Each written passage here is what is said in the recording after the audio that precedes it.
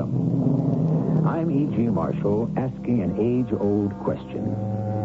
In this flawed world, can good ever come from evil? There are those of you who will answer yes.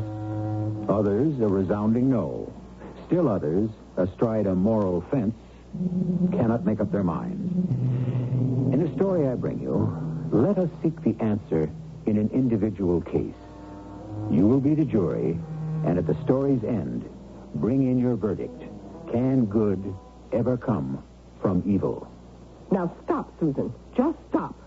I won't be part of such a wicked scheme. Please, Aunt Tim, please. I know how to do it, but I can't do it without you. No, it is wrong. It's evil. It's not. Please, Aunt Tim. No, and that is final. Don't mention such an abomination again.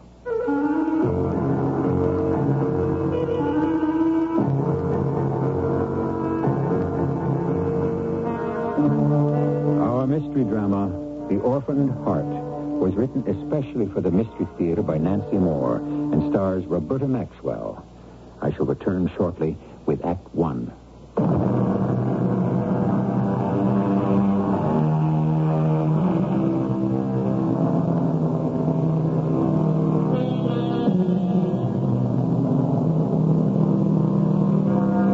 Nurse Susan Martin, in the operating room of Mercy Hospital, was there not as a nurse, but as a patient, paralyzed from a crushed spine. Dr. Levy, chief surgeon, leans above her, his kind old eyes trying to disguise what they both knew, that she was dying. Where, she wondered, was David? Hurt, too, in the automobile accident? Dead? She tries to say his name.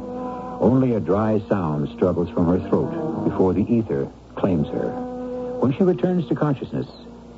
But this is Susan's story. Only she can do it justice.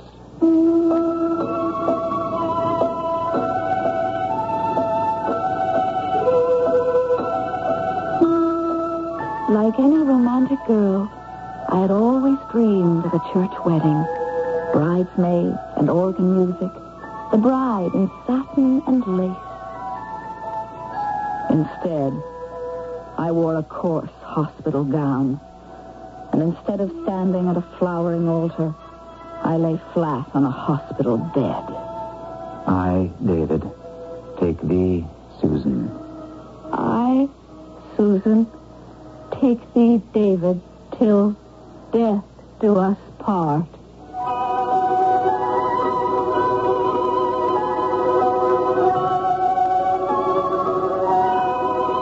No one in that sterile room did not think death will part them soon. David kissed me, sealing the pitiful vows. Then Dr. Levy's voice saying, Susan must rest now. And the room was empty.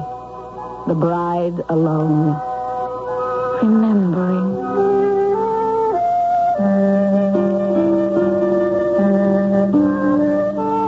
I fell in love with David the first time I saw him. A new surgeon at Mercy, where I was head nurse. But Dr. David Clark's mind was only on medicine. He paid no mind at all to Susan Martin. Then, by some marvelous good fortune, or was it, I was nearby when Dr. Levy spoke on that subject to David. Doctor, all work and no play eventually makes a bungling surgeon. You will take time off every week. I don't need or want any time off, Dr. Levy. I'll make the diagnosis here. Time off. That's an order. Nurse Martin, see that Dr. Clark obeys. How do I do that, Dr. Levy? Well, David, how does she? Martin, I'm not sure I remember how to play. But if you're willing to be my assistant off duty as well as on, I'll give it a try. Willing. A cardiogram right then would have shown my heart gone crazy. That night, David took me to dinner. He really had forgotten how to play, but 2 cocktails loosened him a little. After that, he took me out once a week, a pattern set.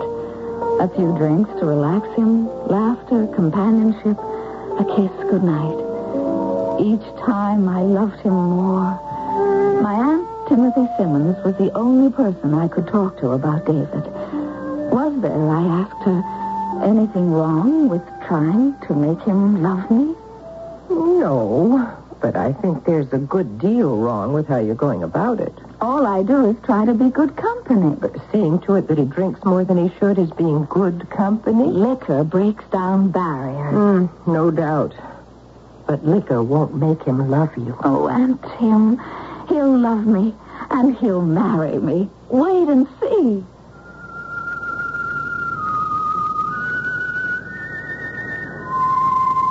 One summer night, David and I went to the seashore. After a moonlight swim, we lay close in the warm sand, had drinks from a thermos, and forgot to eat our picnic supper. He kissed me longer and sweeter than he ever had, and called me Susan. Always before, I was Martin. Susan. Oh, David, I love you. I love you so. Martin, no. Don't, please. You're very dear, but what's happened between us doesn't mean I... Love me? I know it doesn't. I've always known. Forget that I said that nonsense. It was the martinis talking. It's forgotten. Come, let's go for a drive. We drove with the top down under a full moon.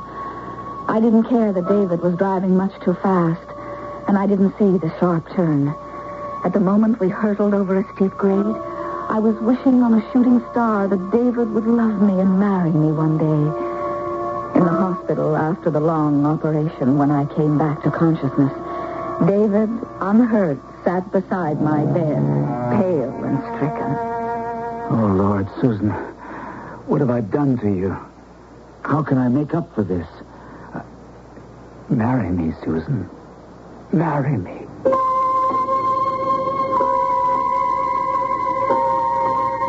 Later, the nurse told me that in my delirium I had cried out over and over, David, love me, marry me. And David heard. Why did I allow such a mockery of marriage?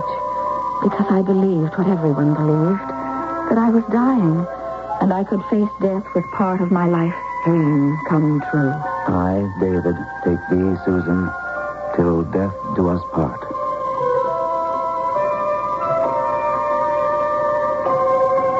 And so, after that pitiful ceremony, Dr. Levy said, Susan must rest now, David.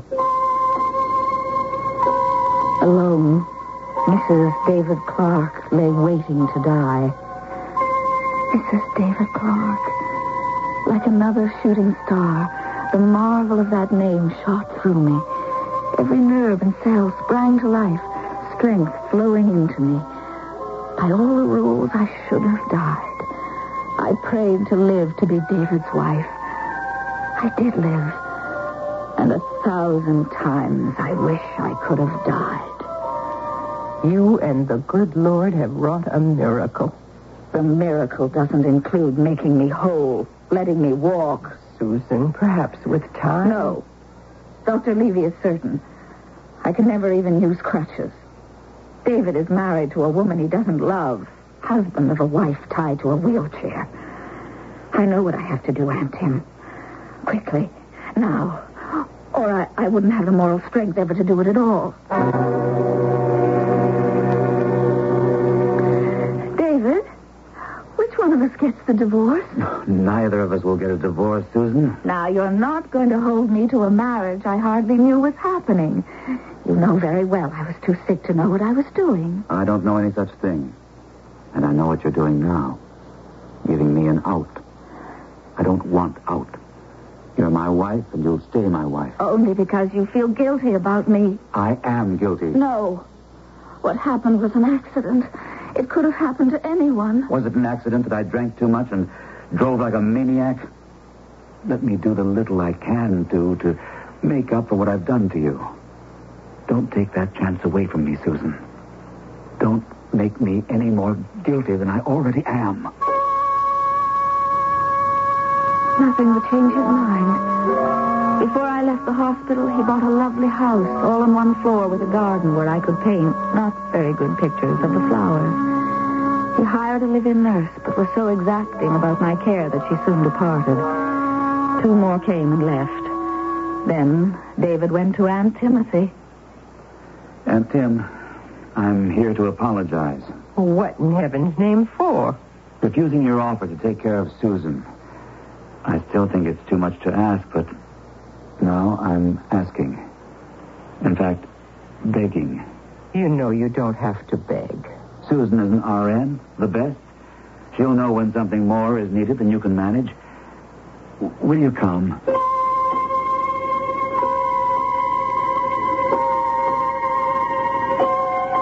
Aunt Tim, 1,000 thanks for coming. It'll be lovely to have you here. Well, if ever it isn't lovely, if I get on your nerves or David's nerves or the cat's nerves, I want your solemn vow that you'll tell me. I solemnly vow. And I vow, once you say the word, I will vanish, out, gone. No hard feelings. I wish David would vanish just because I say the word. Out, gone, no hard feelings. I've lost count of how many times I've asked him for a divorce. And nothing's changed.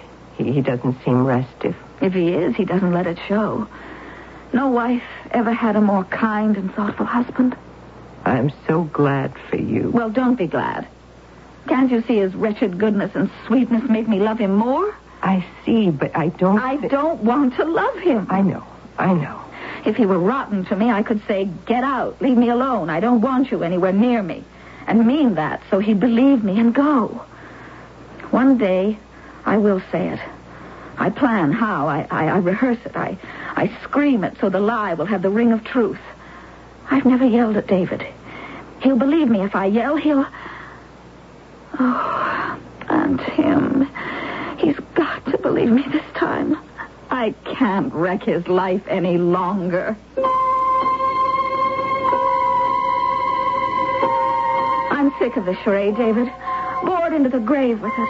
It's an empty act, and I hate it. Get out. Just get out. I just don't want you anywhere near me anymore. No. He could read my eyes. The months of mock marriage became 3 years. Where would it end? In my orphaned heart, I knew it had to end. But who would dream it would end the way it did? A few miles from our city flowed a wide river where I liked best to paint. Aunt Tim would drive me there, settle me on the bank with easel and paints, then leave to do her shopping. In spring, the waters fed by mountain streams ran wild and high, threatening to overflow. And in March of the 4th year... Dear, are you sure you don't mind staying alone when the river is like this? I like it best this way. It fascinates me. Well, I don't like it a bit. I'm afraid of it. What if there's a flash flood?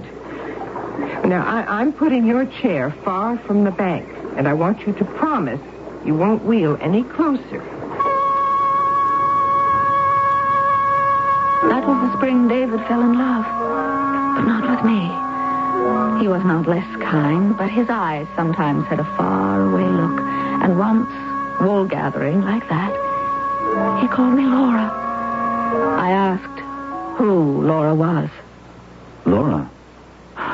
Oh, why, she's the new head nurse at Mercy Hospital.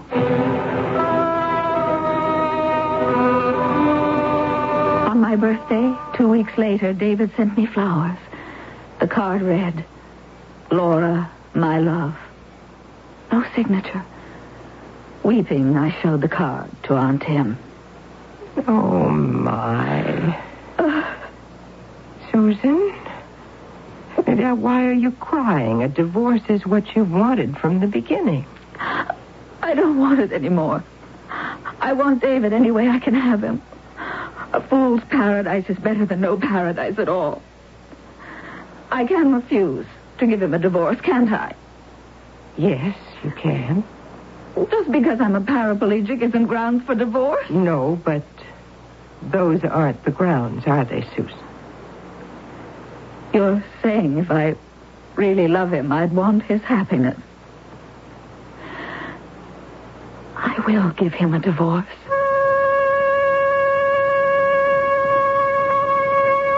But David's request never came. Our arid life went on as before. Only his haunted eyes spoke, but he meant to continue doing his duty. I would have had to ask him for divorce myself. And this time, his answer would be different. Susan, please.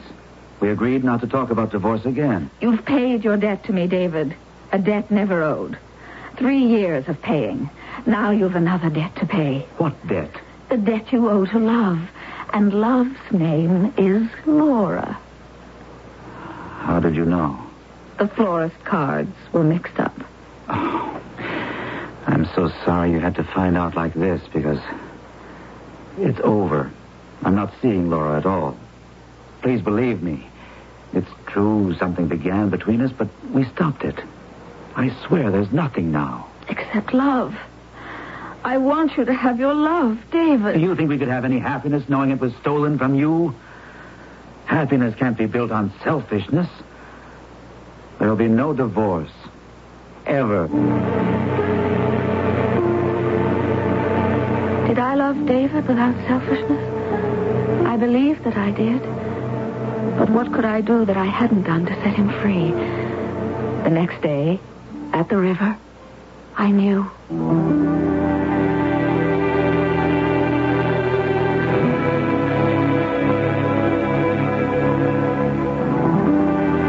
Early April. The spring thaw in distant mountains, sending down angry waters, straining to leap the river's banks. Susan sits painting the dark, swirling water, sits far back where Aunt Tim had anchored her chair.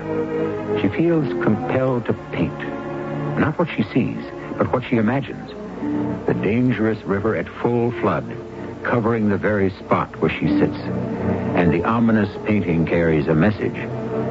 Death by drowning. I will return with Act 2 shortly.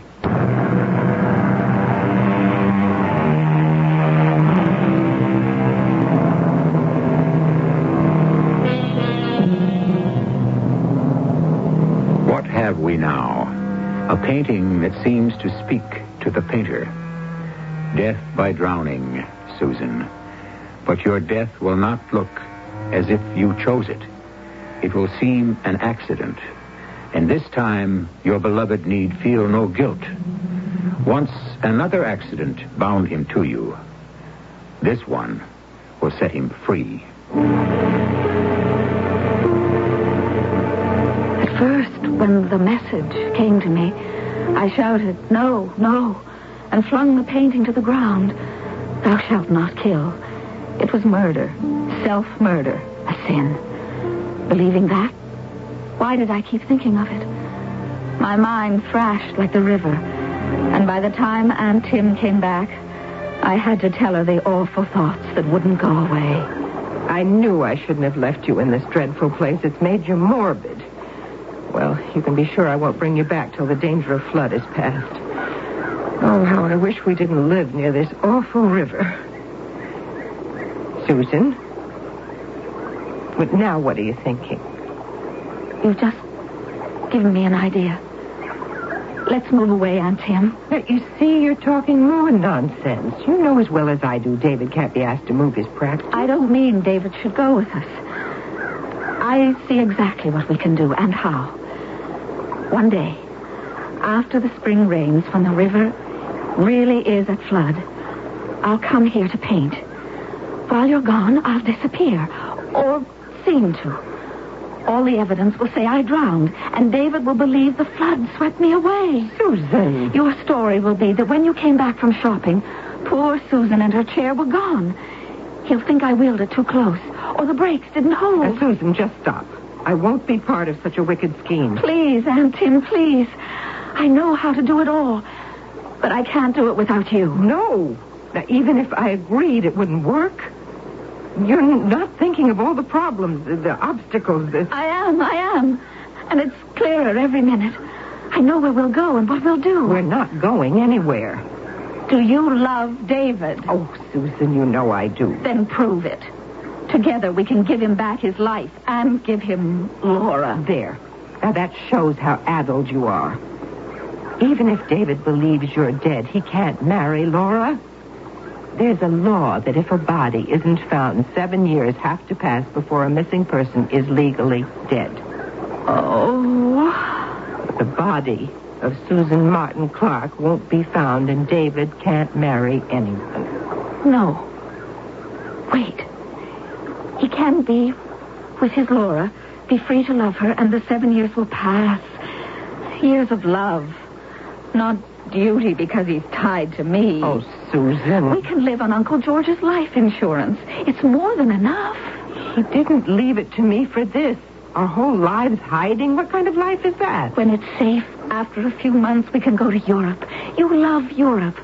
Live in a charming, obscure village in Portugal or France where tourists never come. Yes. Aunt Tim?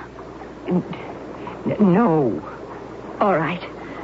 If you won't help me, then I really will drown myself. I will. Aunt Tim? Yes, Susan.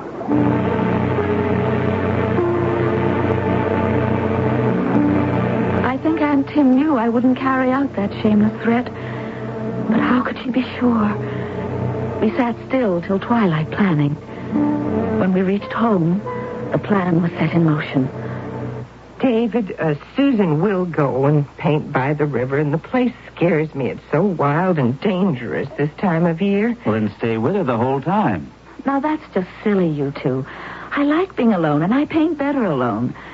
What's more, I have this odd feeling that the river has answers to all my questions. But Aunt Tim had been right. Problems and obstacles were so endless, I sometimes grow discouraged, sometimes depressed. How could I live in a world without David? Other times I had grave doubts. Was what I planned wrong? Could only evil come from living a lie? But we went right on planning. The first essential was finding a place to stay in the mountains. Well, it certainly can't be a hotel or a motel. Oh, no. Absolute privacy.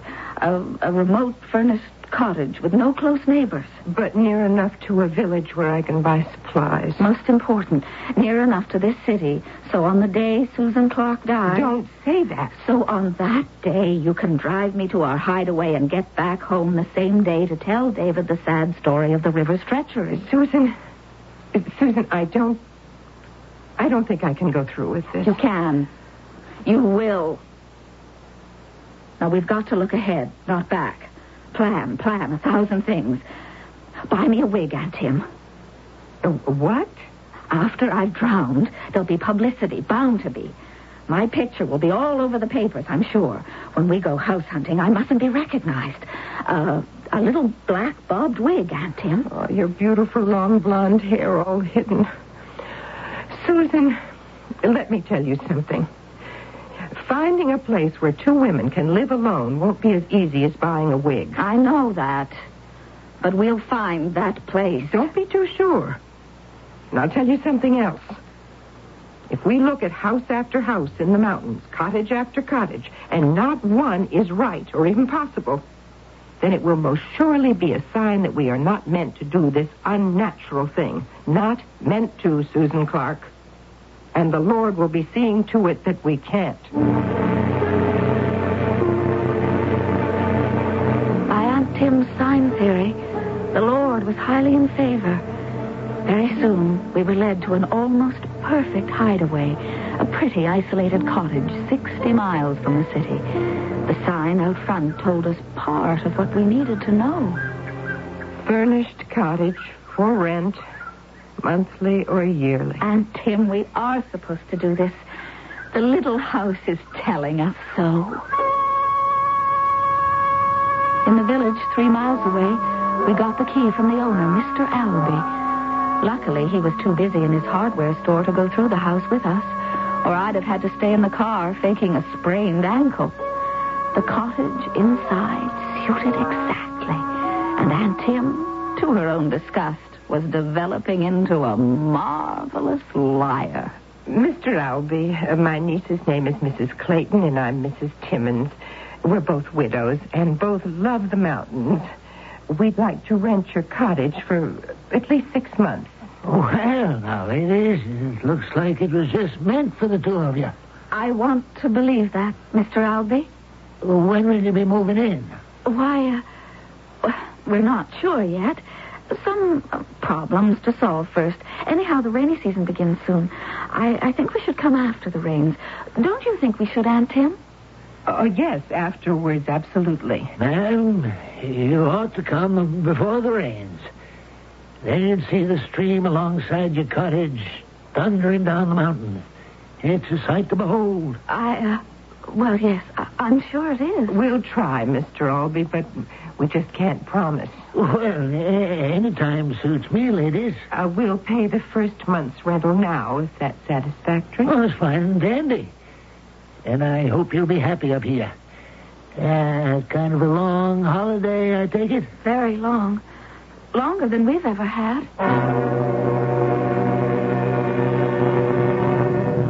We brought it off, Aunt Tim. Weren't we clever every step? Full of lies. That's what we were. And wasn't I foxy saying I walked through the woods round the cottage? Yes, that was a good red herring. Now, if Mr. Albee reads in the city paper that Mrs. David Clark, who drowned, was a victim of paralysis, he won't associate that name with Mrs. Clayton, who tramped through the woods. Oh, the stage is all set, Mrs. Timmons. The die is cast. Well, I wish I could be cheerful about it like you. I shouldn't tell you this, but sometimes when I look at David and know that soon I won't ever see him again, I wish the rains would never, never, never come. The rains did come. 3 days of drenching downpour. While the rains poured down, there were my tears. I pretended to David that I was annoyed because I couldn't go to my river, and overplayed my hand a little. Susie, you've got a kind of obsession about that river. Do you realize how much you talk about it? Do I? It's just that I feel boxed in when I can't go there. And the first day the sun shines, I'm going.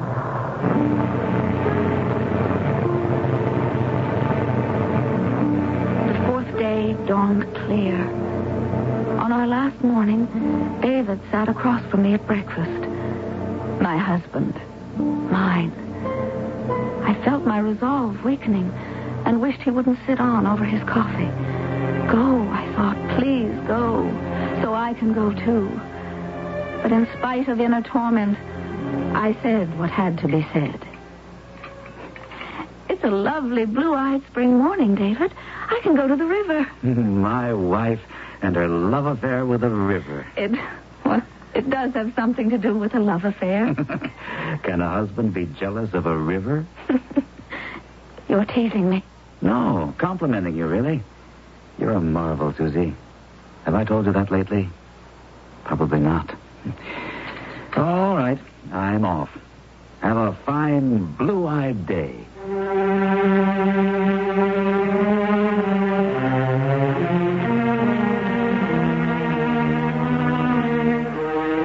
Dr. David Clark came around the table to his wife, standing beside her wheelchair.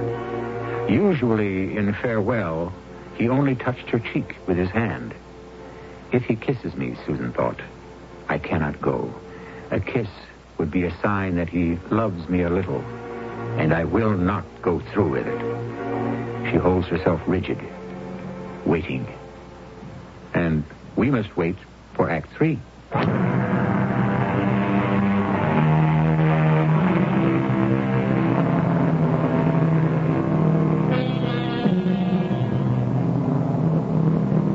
Never to see David again would be Susan's true death. She longed for the kiss that would hold her to him. His hand touched her cheek. He did not kiss her. She said only 2 words, final and terrible. Goodbye, David. As he turned to go, she even managed to smile. He would remember her smiling on that fatal morning, would believe in the accident. Now, she sits on alone, waiting for Aunt Tim. The moment I woke up, the sun told me you'd say today is the day. I lay there planning how I'd argue with you. You did? Plead, beg, even cry. And then I told myself nothing would change your mind. It's too late for that. So this is the day, Susan. Yes, this is the day.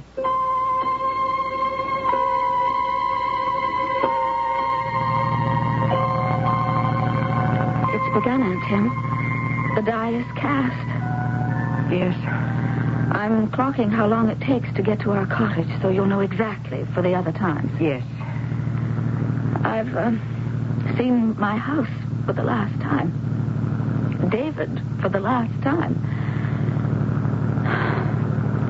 It isn't real. I don't believe it. It's as if... No. I will not talk like this, think like this. The die is cast. Aunt Tim.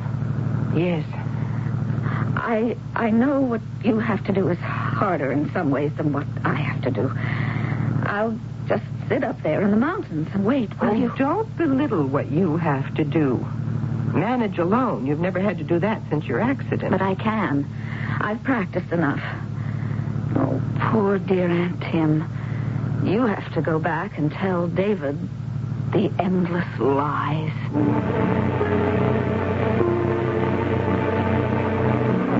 I should never have left Susan alone, David. The river at flood like that. I told her I wanted to stay. Several times I told her. I said I was afraid of that river. I remember I used the word ominous. Now it's as if I had a premonition. And Susan not listening, laughing at your fears, liking to be alone, sending you off. That's exactly how it was. Exactly.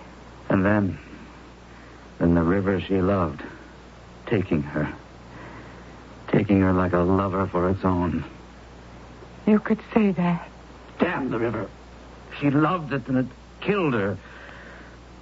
Have you any idea what it does to me to know that if I'd given her a better life, this wouldn't have happened? She'd never have felt the need to go to that place. No. That's not true, David. Her painting, she went there to paint the wild beauty of the water. It is true. Her life would have been full. Instead, it was empty because of me. It was barren. David, don't talk like that. Now, it would break her heart if she knew you felt any guilt at all. You were always good to her. You've nothing to regret. Good. She was good. Brave. Gallant. Never the martyr. Never accusing. She never felt there was anything to accuse you of. She loved you. And heaven forgive me, I could never love her the way she needed and deserved. But I loved her, Aunt Tim. I loved her.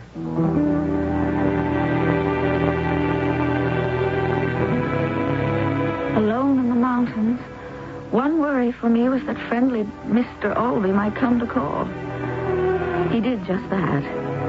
Fortunately, I was not in my chair. Tired from painting, I was lying on the couch when he knocked, my easel close by.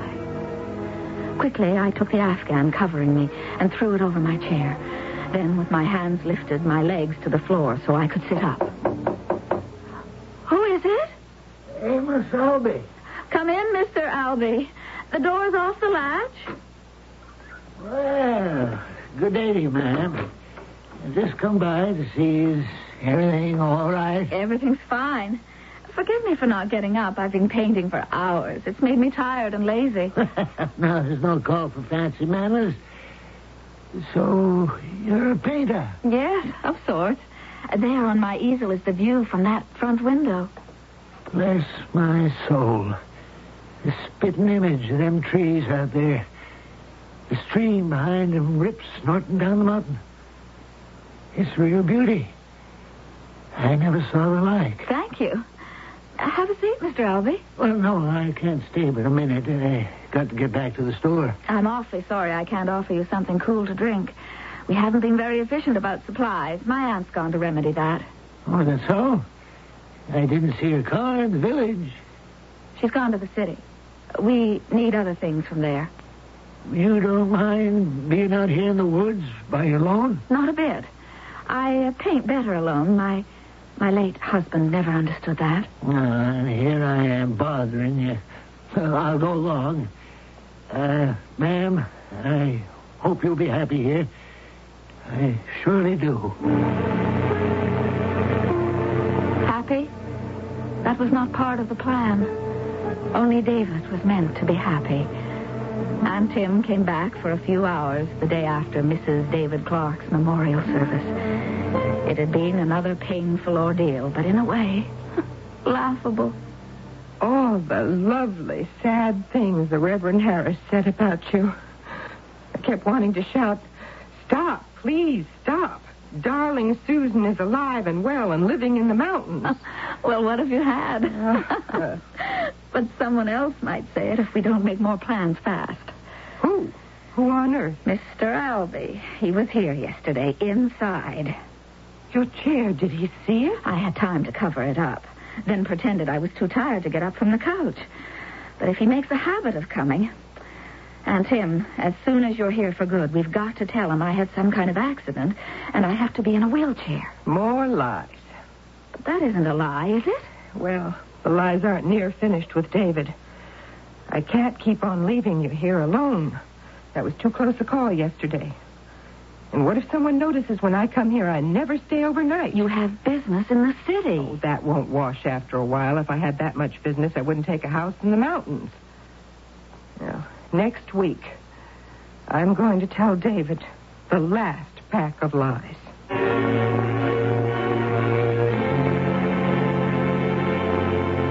David, tell me I'm a busybody if you want to, but I just have to ask you a question. Any question. Ask.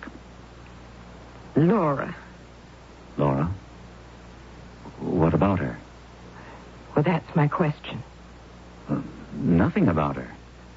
You're not planning to see her? No. Is she married? Well, no. I'd have heard about it. Oh, I'm glad, David, because Susan would want you to be with her. She told you that. And out of some wrong feeling of guilt, if you plan not ever to see Laura, then you're being faithless to Susan's memory. Thank you for saying that, Aunt Tim. Thank you. A week later, Aunt Tim told David what she called her last pack of lies. David, I came to live in this house to take care of Susan.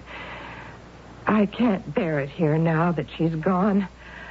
I thought it would get easier, but it gets worse. It's the same with me. I see her everywhere. I hear her voice. I keep remembering her at the breakfast table that last morning, smiling. I'm glad I can remember her that way, but I can't stand the house. I'll sell it and buy another. Can you bear with it just a little longer? But, David, it's not just the house. It's the city. Her city, the river. Her river. I want to leave all the memories. So I'm going to travel, David. I've friends to visit abroad, and eventually I'll find the place I want to live. And you'll find a new life, too. I hope, and I know I speak for Susan, I hope it's with Laura.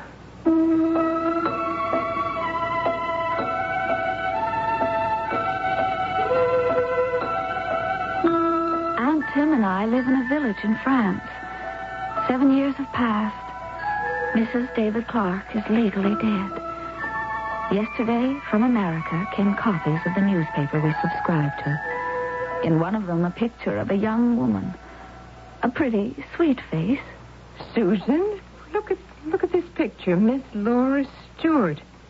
David's Laura. Let me see. Read the caption.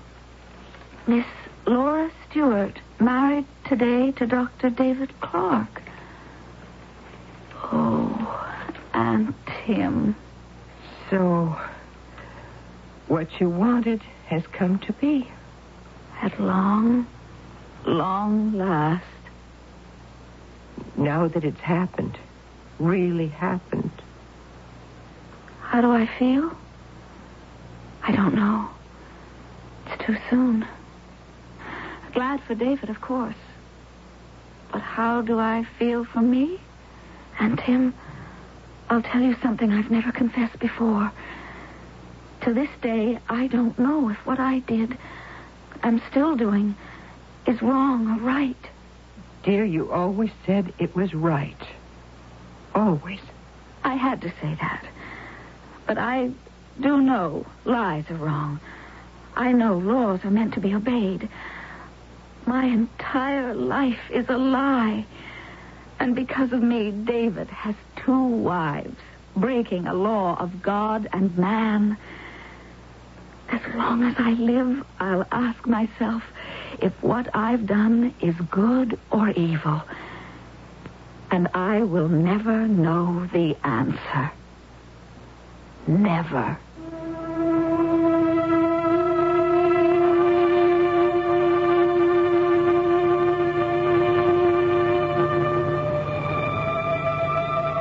On sleepless, haunted nights, Susan seems to hear a voice whisper, "It was wrong. An act of betrayal. Go back. What's done can be undone." She closes her ears. She will not hurt David anymore. What is now is forever. On better nights, she hears, "What you've done is good, is healing, an act of love. David is happy. Be happy, too." And she is. I will return shortly. Staying on the road with Quaker Stay, running long and trouble-free. Quaker State's new lifetime engine lubrication. Check out this amazing low price. The death of Susan Clark was a lie, but no one who hears her story can deny that she died 1,000 deaths. Now I ask again the question we began with. Can good come of evil? In the case of Susan Clark, I personally answer an unqualified yes. What do you answer? How finds the jury? Our cast included Roberta Maxwell, Terry Keane, Gordon Gould, and Robert Dryden. The entire production was under the direction of Himan Brown.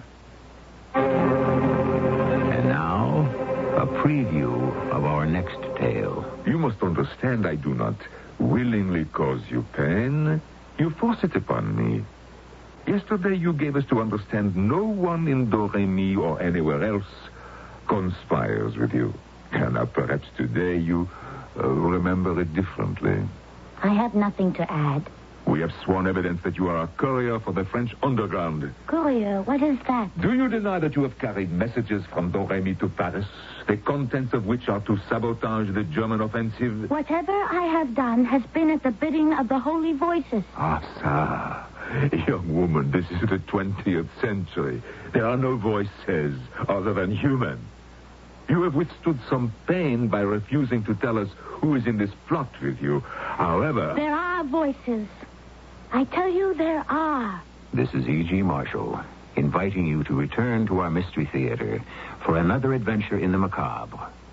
Until next time, pleasant dreams.